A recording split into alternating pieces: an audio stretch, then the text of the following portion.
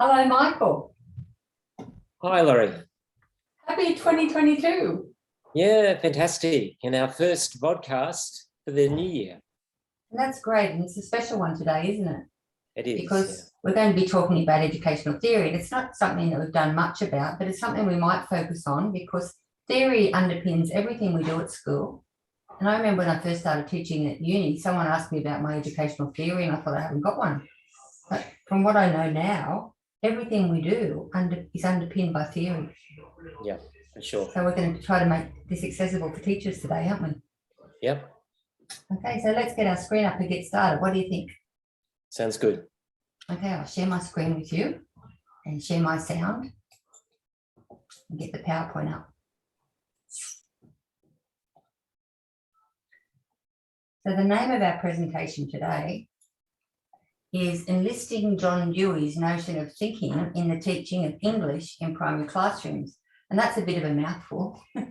And Dewey is a constructivist and a progressivist, and he firmly believes, like a lot of theorists do, in learning by doing. And this picture is about a little class that did a unit that I wrote this term about exploring the Great Barrier Reef, and they actually made a little touchy-feely pool in their classroom, which is a good example of that play leads to learning.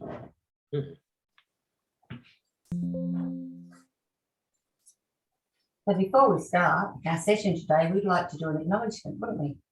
We would. And we wish to acknowledge the First Nations people as the traditional custodians of the virtual lands on which we meet today in our community of practice over many places. This digital artwork was created by a colleague, Cohen Cashman Carter, and Cohen is a chemical engineering student at the University of Newcastle, and he was a tutor in a recent poetry workshop that I was involved in.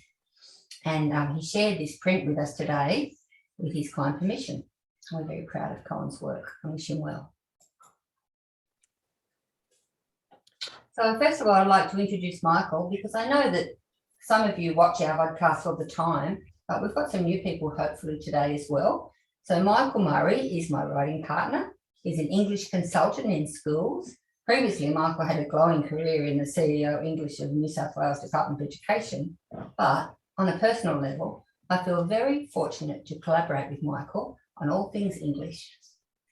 Thanks, Lorri, and I absolutely agree with that. My friend and colleague, Dr. Lorri Beveridge, has just recently retired after many years working with the New South Wales Department of Education. So congratulations, Lorri. Most recently as a curriculum consultant in the Hunter region. But of course, she's going to remain active in this space as an independent consultant like me. So welcome, Lorri. Thank you, Michael. And look, Lorri, it's worth reminding viewers as well that all the resources that we talk about in our presentations, including the vodcasts themselves, is available through the primaryenglish.education website that's advertised on the screen there and is advertised on our shirts. That's right, great. A little bit harder to see in the shirts, but yes, if you just do a quick search on primaryenglish.education, you will be able to find all the resources and podcasts that we talk about.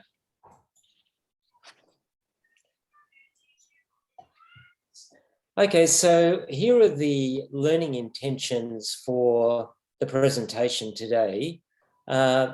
Firstly, we want to overview the main ideas of Dewey's How We Think. So we're going to focus on a particular one of his many, I think 40 different publications.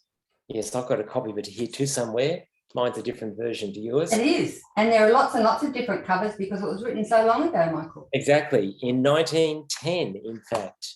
So it's a very, very old piece of research and writing, but still very relevant today. In fact, that's exactly what we're going to do, is we wanted to relate his work to the teaching of English in primary schools.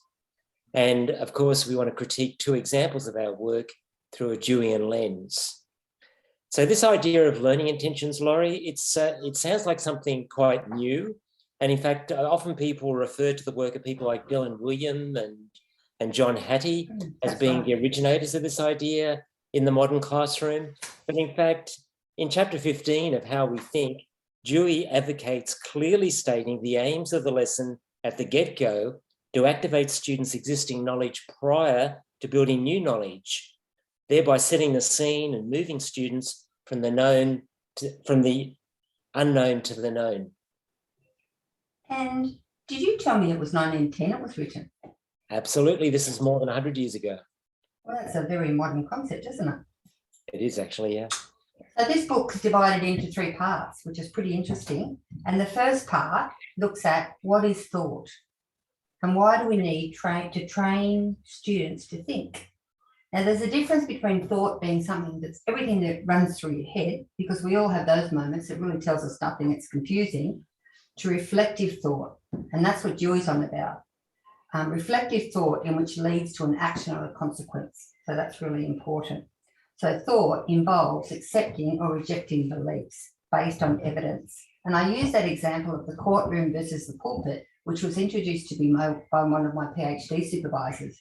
I'd write something in my writing and my supervisor would say, "You are on the pulpit, get in the courtroom." And what she meant by that analogy was, where's your evidence for that statement?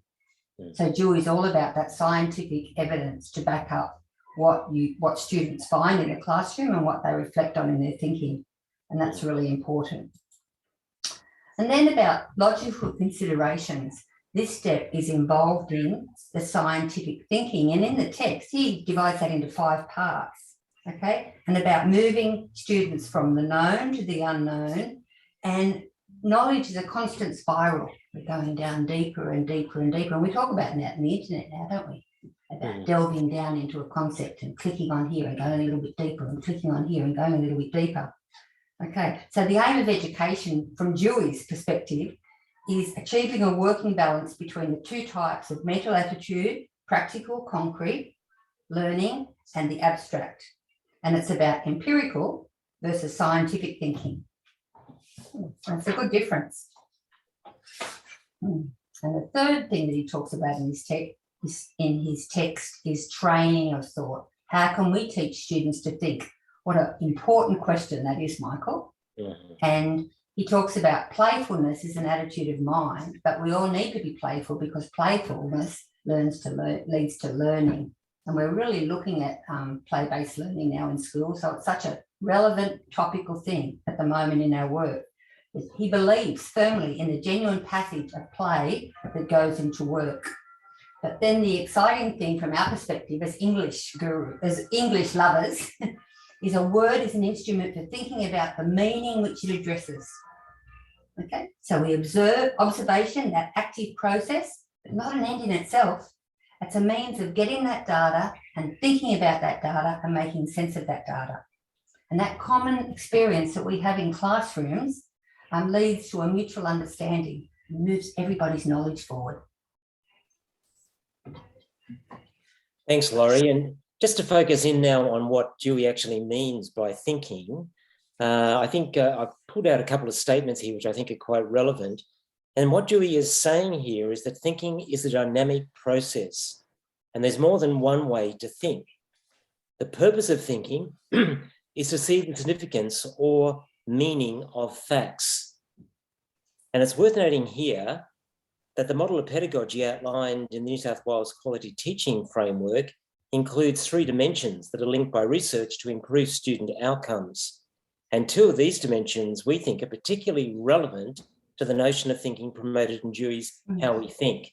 Intellectual quality, which is all about producing deep understanding of important substantive skills, concepts and ideas, and significance, which is about helping students to make learning more meaningful and important for them.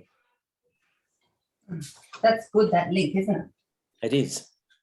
And that leads us to making meaning, Michael. What does he mean by that? Well, look, I think in focusing on how we use thinking as a way to make meaning and find significance, we can actually see a very direct link here to what it says in the New South Wales syllabus for the subject English, about that English is a subject that enables students to understand and use language effectively. Students learn to appreciate, reflect upon, and enjoy language and make meaning, and I've emphasised that with the highlighting there, in ways that are imaginative, creative, interpretive, critical, and powerful. So this is from the new Cater to English syllabus, but it actually is reflecting a lot of the ideas that were in the previous K to 10 syllabus as well. So I think what's clear there is that this idea of meaning making is a very Deweyan idea, but it's very much there at the center of our syllabus. The other thing is that English, of course, is all about language, and where students are learning about how to be more effective users of language through that subject. And Dewey defines a word as an instrument for thinking about the meaning which it addresses. And language consists not only of words, in fact, but gestures, pictures, monuments, visual images, finger movements, anything consciously employed as a sign is logically language. And that very big view of language accords exactly with the definition of language in our syllabus. I wonder if we ever imagined about computers and things, because when you talk about that, I think about multimodality. Yeah, but you look at those particular examples of visual communication there, and of course they were around in Dewey's time. So that reminds us that multimodality, which is like the new trend in syllabuses, of course, for English, Yes. is actually a very old idea that Yes. we've always communicated using the visual. But now, of course, it's become more important with developments in digital technology, of course. But Dewey was about a century ahead of his time in his thinking around these ideas about language here, that's for sure. And we've got two other things that we pulled out of the book as well, we thought were important. And the first quote was about why is thinking important? Okay. So according to Dewey, only by thinking humans can be free. Okay. Now we have to identify the truth and help students to identify the truth in this myriad of information that clouds us everywhere we look, in terms of the fake news and the internet and what is true and how do you know what is true. So we have to help students to do that. That's really important. And that's where that thinking is important, we feel. They must think about what they learn and use what they learn to think for themselves, to build on what they know. So always seeking evidence to find that truth. And as usual, Dewey is way ahead of his time in the second quote we've got up here. This quote and the illustration, here it is, provides a contemporary example of what Dewey's saying. The Alice Springs Education Declaration from 2019, agreed to by all states and the federal government, states that the goals of education in Australia today, so Dewey in its concept, is the need for learners who are able to think deeply, logically, and obtain and evaluate evidence as the result of studying fundamental disciplines. Presumably, English is one of those disciplines to which they are referring in this statement. Very important statement. Here. So what kind of thinking does Dewey favour? He advocates scientific thinking, but he doesn't just mean it's about the subject science. The scientific method, which can be applied to any subject. In how we think, Dewey outlines a 5-step approach to thinking. Typically, this process starts with a real-life problem, and the books that we choose to write our units on to share with schools, we start with a big picture problem. It could be something about the environment. It could be something about that's totally relevant to students in their lives. And then we've got that interest and engagement with the students. So students are invited to make observations about texts based on the evidence in the text. They move from facts to conception or induction in Deweyan terms, then back to facts, deduction. What does Dewey mean by reflection? A bit different to what I thought when I started to read this text. It's not just a sequence of ideas. A reflective thought needs a consequence. That's the first important thing that he said. Each thought determines the next in a sequence, each in turn leaning back to the previous one for evidence, leaning on its predecessor. To me, this definition describes reflexivity. In epistemological terms, the relationship between cause and effect in a circular fashion that moves knowledge forward. I think that's really important. And I always think about that Slim Dusty song, looking forward, looking back. And that's how I remember about reflexivity, because music is a great thing to help you remember things. So how does scientific thinking fit in English, Michael? Well, look, like any subject, English offers the potential for a significant inquiry and reflection. In our work, we encourage teachers to use a concept-based approach to teaching English.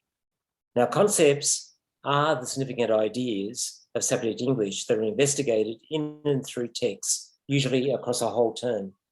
Typically, the inquiry starts with focus questions that help to direct students' thinking in relation to one or two of these concepts.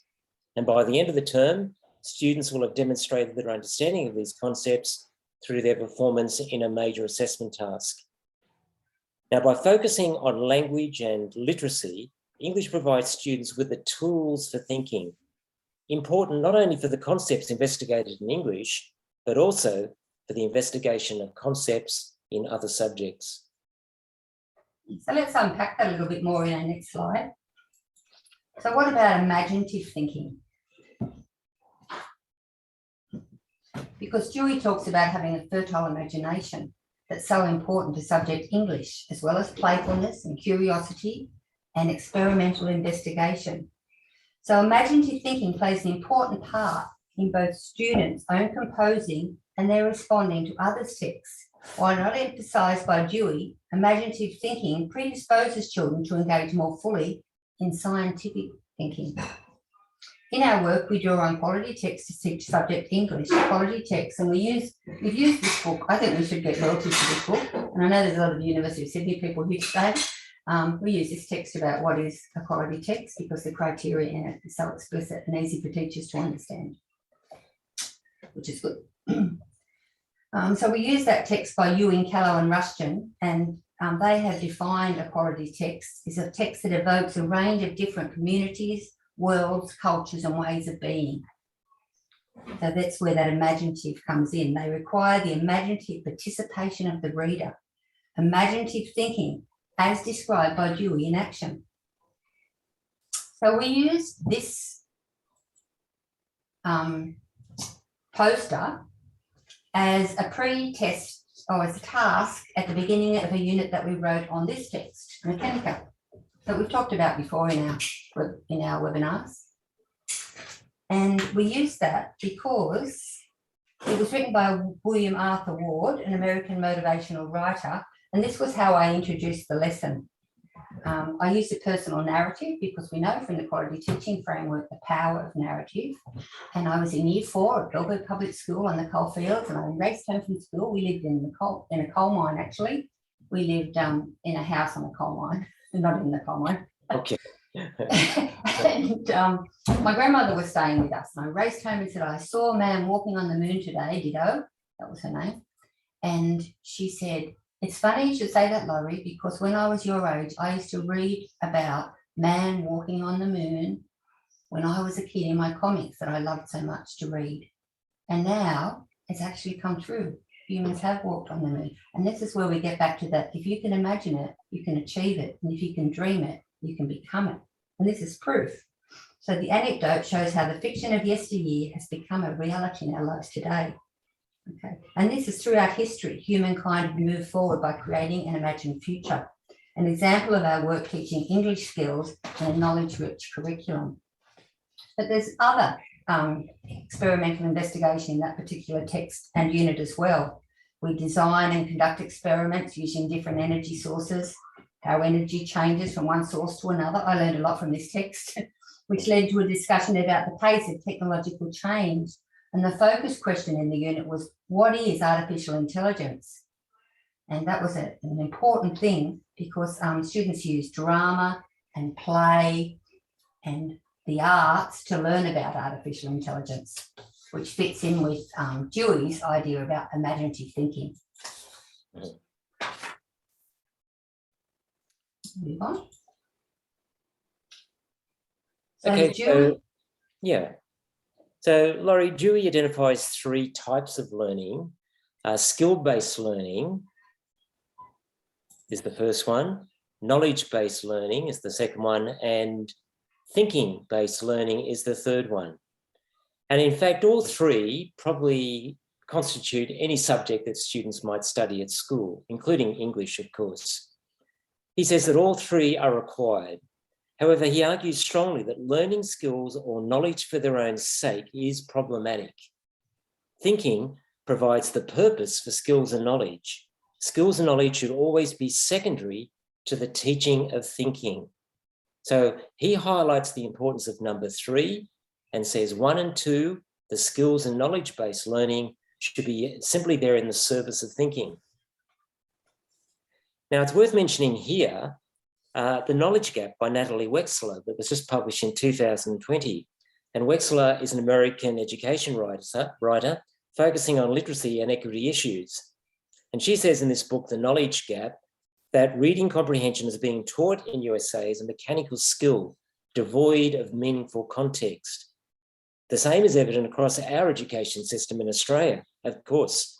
She argues that students need, from a young age, a world knowledge base to make sense of new knowledge and its relevance to their lives, so that students can build on what they already know. We can think critically only when we have actual information at our fingertips, she says. Now, what would Dewey think about that? Well, I think he would agree with that. He would agree that knowledge is also very important, but he would say that what is needed is not just more knowledge, but thinking, which allows students to make sense of this knowledge. That's what you think you'd say, Michael. Isn't it? I agree with you. I think you'd say that too. Yeah.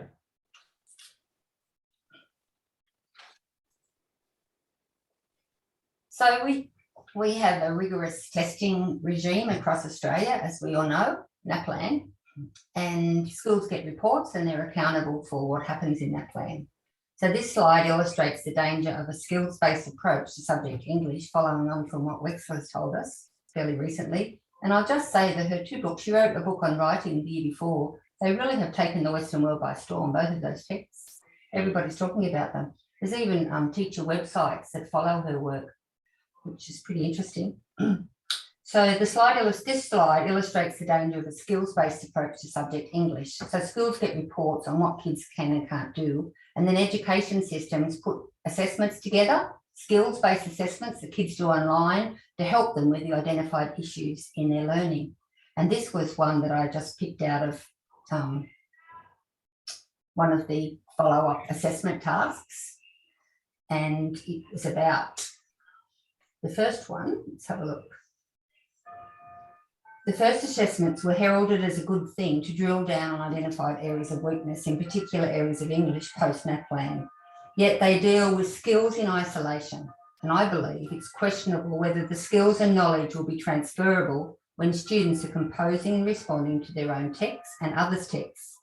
There's no opportunity when kids do this online for these type of assessments to activate background knowledge and set the scene in multiple choice questions and isolated assessment tasks. It's something as a system, and as systems we have to address. Where is the text that may scaffold students in responding to these questions? And then in the second part about adverbials, students have to add a preposition to the prepositional phrase.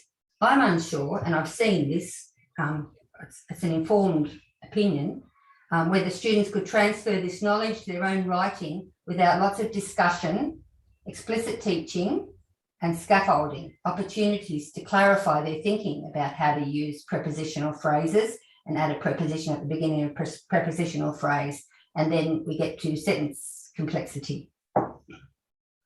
So drill and practice activities, my point in this slide is they need to be heavily scaffolded. Kids need context cues, they need orientations to text to ensure the best chance of them transferring that knowledge from skill-based learning to thinking-based learning. If the texts were provided in this case, students would have a context for their learning, which may have helped activate their background knowledge and guided them towards the successful completion of the task.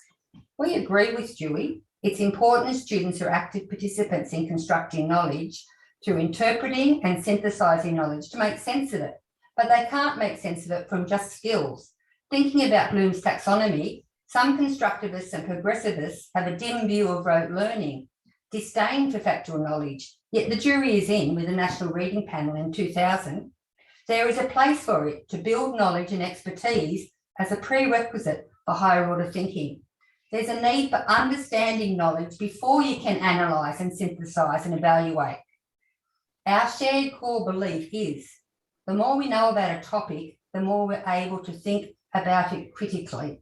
And that came out of the Wexler book, that quote. So let's have a look at the syllabus and how we address that, Michael. Yeah, well, look, I think this is important now that we've looked at Dewey, in particular through the lens of this book that he wrote, How We Think, and see how much our syllabuses actually reflect this way of thinking, because we agree it's actually a really valuable framework for how we might think about thinking and how we might try and bring more focus to that in our work. So our syllabuses do talk about thinking quite a bit, particularly the current K-10 syllabus, where we find that even though it's a confusing and unwieldy document, and I think we probably can all agree on that, but what it does get right is this focus on thinking. In particular, Objective C in this syllabus requires students to think in ways that are imaginative, creative, interpretive, and critical, while Object D says students must learn and reflect in their learning through their study of English. And I think Dewey would absolutely approve of this focus, very explicit focus on thinking in this syllabus. Then we come to the new K-2 syllabus, which I think is important because it's sort of heralding the things to come and how the new K-10 syllabus might shape up in the near future.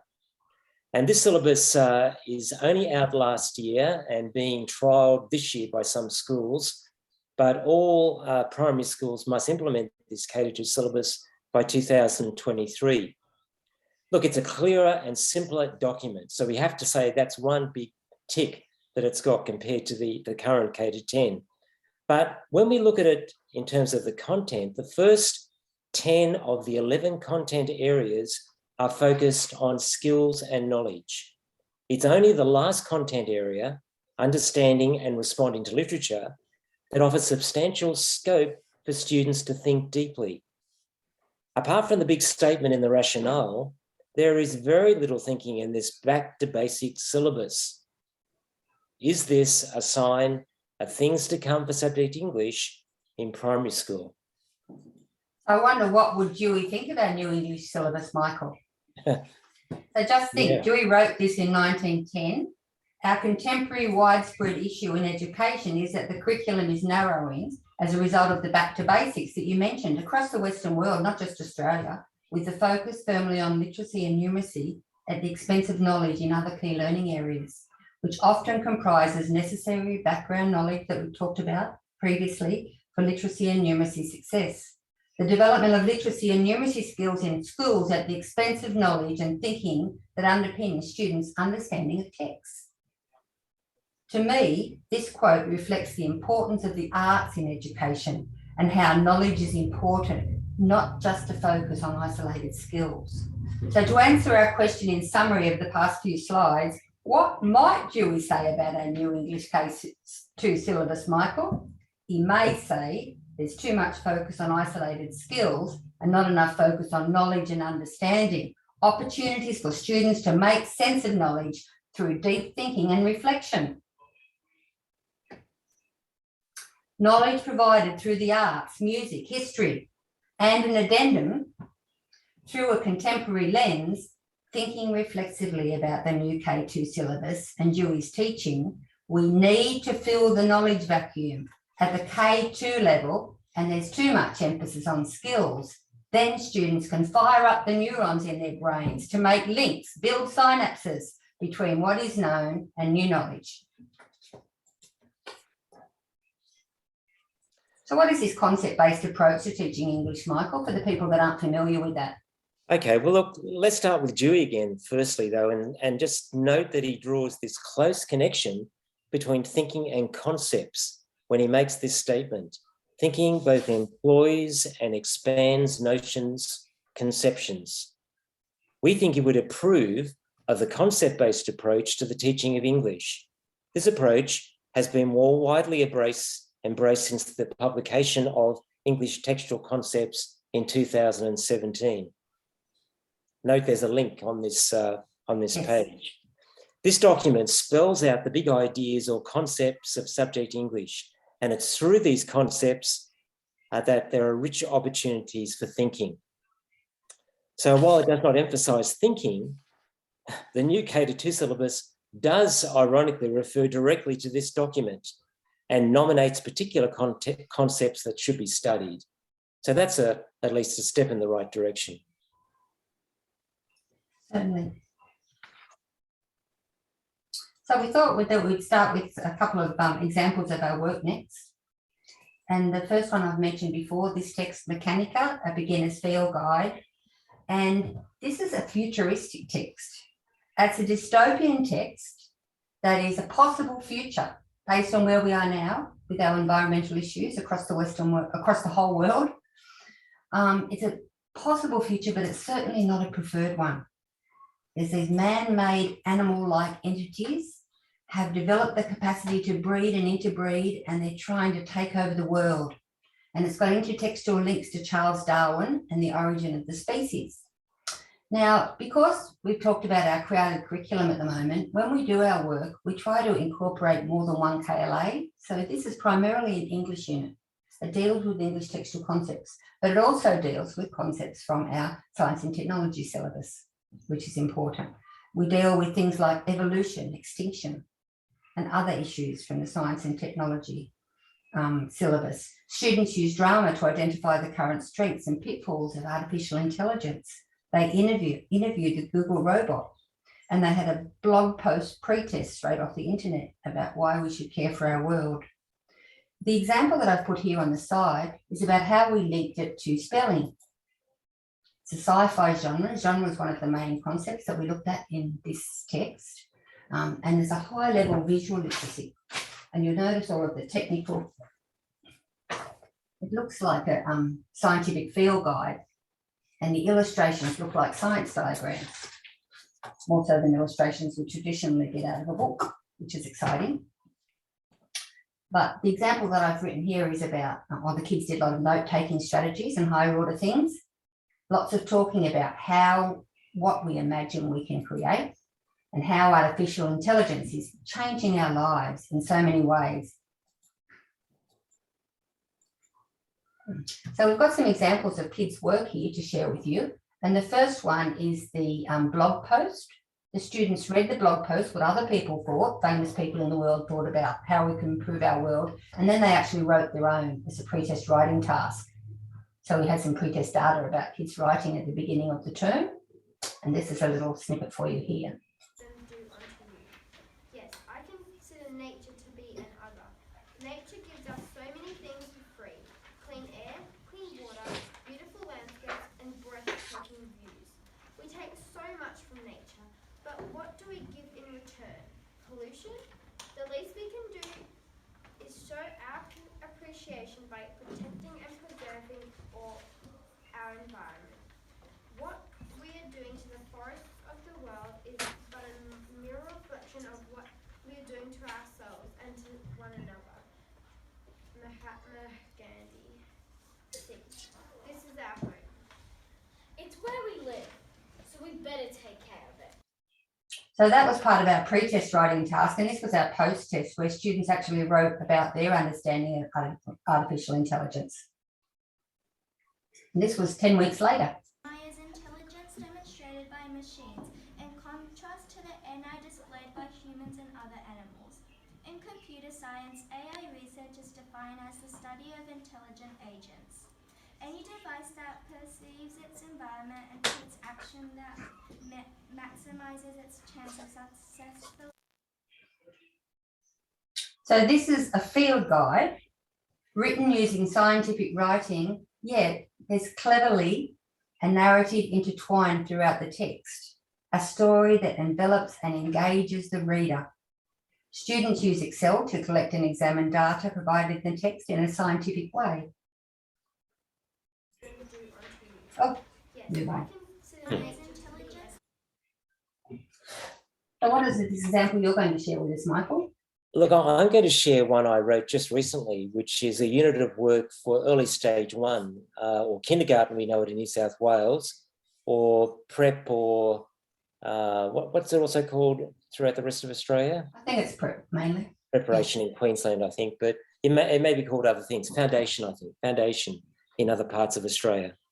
And look, I think it raises an important question because kindergarten students, of course, are only 4 or 5 years old. And the question is there a place for intellectual quality in kindergarten? And in fact, the research shows us that, in fact, there is, because the authentic pedagogy research that underpins the quality teaching framework we just talked about, this is research that was done in the 1990s, but still very powerful research, still stands up. It shows that all students, including students in elementary school, both high achievers and low achievers, benefit by an emphasis on intellectual quality in learning, including higher order thinking and depth of understanding. So what does this look like in early stage 1 of kindergarten? Well, I wrote this particular unit for the new K-2 syllabus, and I was particularly mindful of the fact that this new syllabus had a very strong skills and language focus.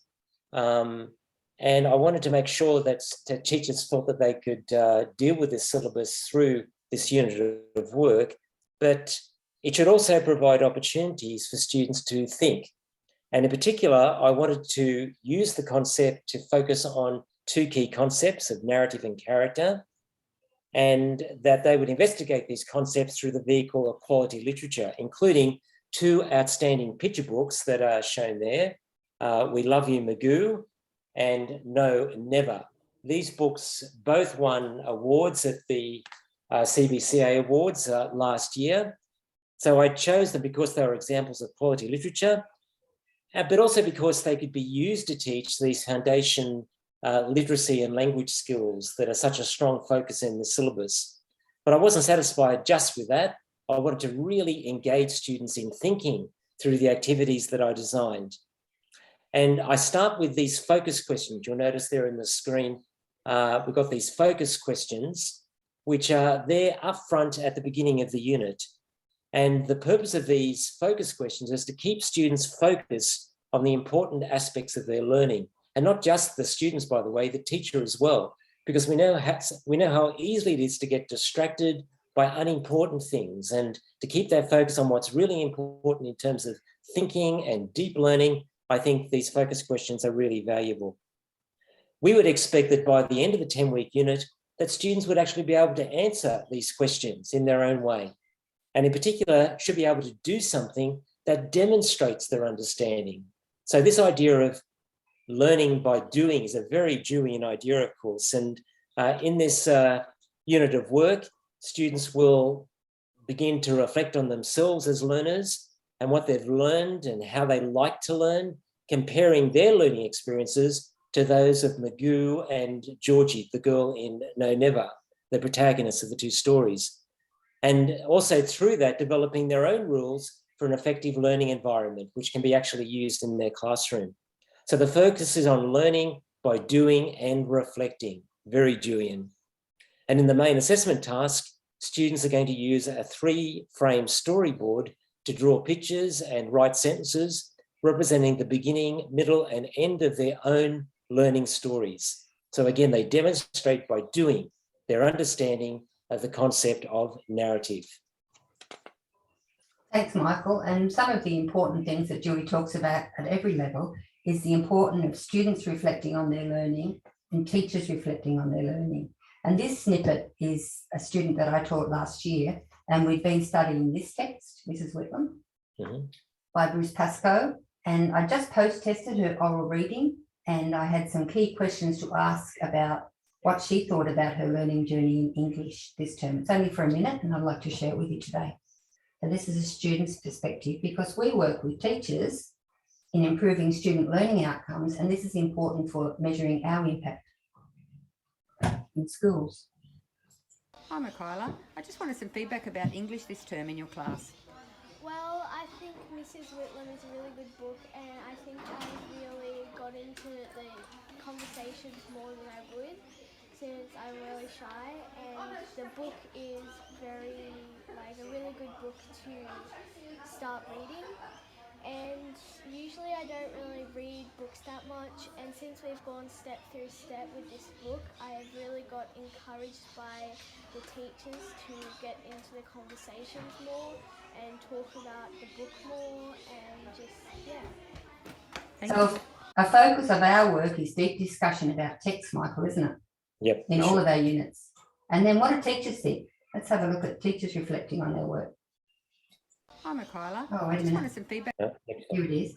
And these teachers were asked about how they felt about working together throughout the term and how they felt their students' learning had changed and how they taught English differently. We often, because we do struggle with our kids learning a lot of the time, I think we find it difficult to move them to where we need to move them to. But I think by having those higher expectations, and even for us, all that functional grammar and all that, you know, for us it's a really good learning tool as well, because the kids that you would be surprised, like Lacey and Bella, especially Lacey, who we've sort of talked about how her learning is quite low for stage 3, with her complex sentences, like writing her complex sentences, and now every time she writes a sentence, she's really trying to write a complex.